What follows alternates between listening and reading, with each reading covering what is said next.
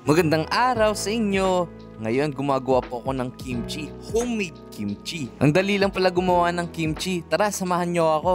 Una, hugasan muna natin ang napa cabbage o pechay bagyo. Nakabili ako sa palengke, 1 kilo niyan ay 40 pesos at marami na akong kinuha. Hinugasan kong mabuti baka kasi merong mga uod. Ang dami ko palang biniling pechay bagyo kasi bala kong ibenta. Sa halagang 100 pesos, meron ka ng 500 ml tub. Punong-puno po yun ng kimchi. At sa halagang 150 pesos, meron ka ng 750 ml na punong-puno ng kimchi. Ayan, hinugasan ko na yung carrots na binili ko sa palengke. Kailangan talaga hugasan yung carrots na maayos para malinis at sinunod ko na rin dito ang onion leaves. Hinugasan kong mabuti ang ugat ng dahon ng sibuyas kasi maraming lupa yan kaya kailangan mo linisin ng todo. At hinati ko na sa gitna ang napa cabbage para tanggalin yung tangkay na matigas, no? Inisa-isa ko hanggang sa matapos ko ang paghihiwa ng napa cabbage. At nung natapos ko na, hiniwa ko naman ang onion leaves. Hiniwa ko lang sa maliliit para manood ang gagawin kong sauce ng kimchi.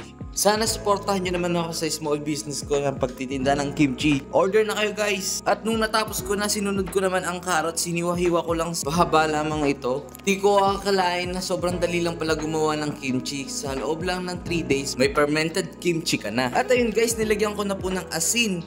Binudburan ko po ng asin kasi para mamatay ang mga pesticide at hindi lang yon para mapatay ang mga germs at bacteria. By the way guys, nilagyan ko na rin yan ng tubig.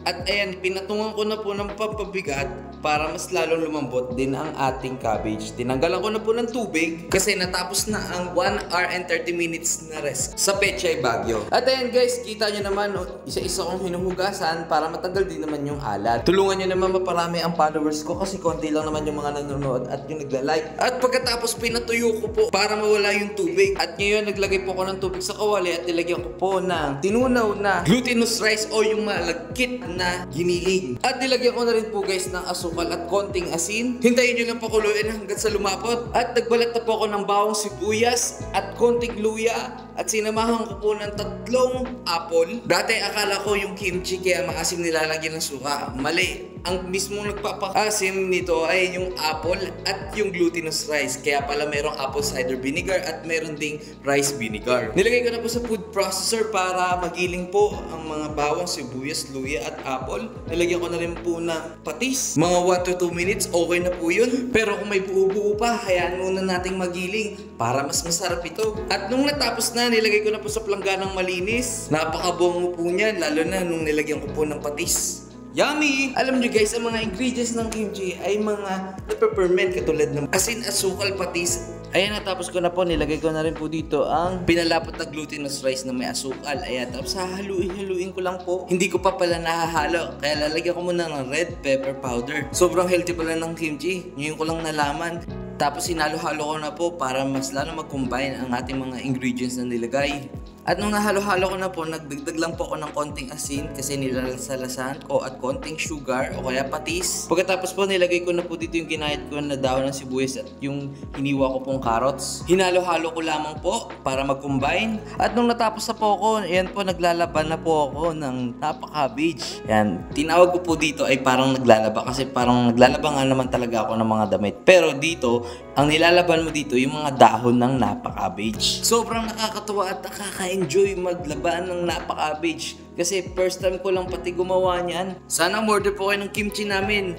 Di ko po sasabihin na masarap, pero try nyo, malay nyo, magustuhan nyo at umulit pa kayo. Tignan nyo o malapitan, nakakatuwag maglaban ng napa cabbage. Hindi ko muna siya hiniwa-hiwa, pero hihiwain ko po yung pag na-ferment na. At kung tatanungin nyo ako bakit di ko po hiniwa, kasi yun yung napanood ko sa mga Koreano. Alam nyo ba dati ayaw na ayaw ko sa kimchi kasi ang baho, pero nung nagawa ko na, doon ko na-appreciate yung sarap at yung halaga ng benepisyo ng kimchi. Ang dami ko palang nilabahan, ang dami ko pong nagawa.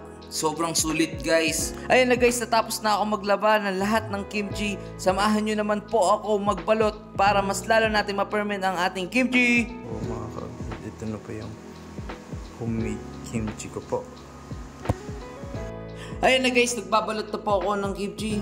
Naglagay lang po ako ng gloves para mas lalong malinis ang ating paggawa ng kimchi. Ayan na po, inisa-isa ko na po, nilagay ko sa malalaking lagayan para mas maganda ang ating pagpe-ferment ng kimchi.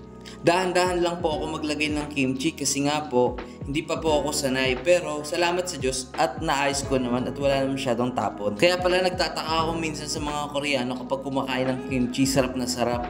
Yung nagawa ko na po yung kimchi, doon ko po na realize o nalaman kung bakit gano'n ng mga Koreano. Sobrang sarap naman pala kasi ng kimchi, lalo na kung gawang bahay. So yun guys, tapos na ako. So ayan na yung kimchi.